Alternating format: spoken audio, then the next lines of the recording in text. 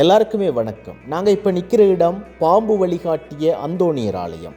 மன்னார் மாவட்டத்தினுடைய சிற்பியாறு என்று சொல்லக்கூடிய இடத்துல இருக்கிற நடுக்காட்டுக்குள்ளே இருக்கிற ஒரு சிறப்பு பெற்ற ஒரு ஆலயம்தான் பாம்பு வழிகாட்டிய அந்தோணியர் ஆலயம்.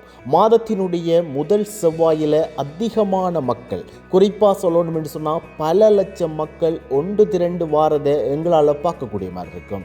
வெளி மாவட்டங்கள்லேருந்து, வெளிநாடுகள்லேருந்து, மத மொழி இனம் கடந்து எல்லாருமே ஒன்று கூடி தங்களுடைய வேண்டுதல்களை நிறைவேற்ற ஒரு சிறப்பான விடயத்தை நாங்கள் இந்த இடத்துல அவதானிச்சிருந்தோம். நடுக்காட்டுக்குள்ளே இருக்கிற இந்த அந்தோணியர் ஆலயம் பல்வேறுபட்ட அதிசயங்கள் நிறைஞ்சது அப்படி என்று சொல்லி அங்க வழிபாடு செய்ய வந்திருக்கக்கூடிய மக்கள் எங்களுக்கு நேரடியாக கருத்து தெரிவிச்சிருந்தாங்க.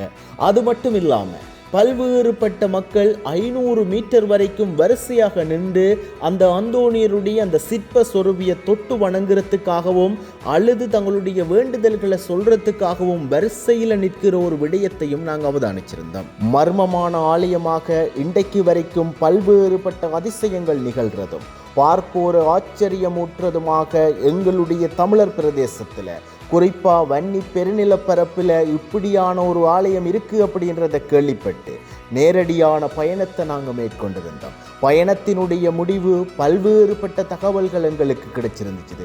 அந்த ஆலயத்துக்குள்ளே என்ன நடக்குது, வழிபாட்டு முறைகள் எப்படி இருக்குது, எப்படியான மக்கள் அங்கே வருகை தாராங்க அப்படின்னு சொல்லக்கூடிய முழுமையான தரவுகள் உள்ளடங்கியதாக ஒரு முழுமையான காணொலியை என்னுடைய RJ சாரு பிளாக்ஸ்ன்னு சொல்கிற யூடியூப் தளத்தில் பதிவு செய்திருக்கிறேன். பார்க்க விரும்புகிறவங்க யூடியூப் தளத்தில் போய் பார்த்து உங்களுடைய கருத்துக்களை பதிவு செய்யுங்க. நன்றி, வணக்கம்.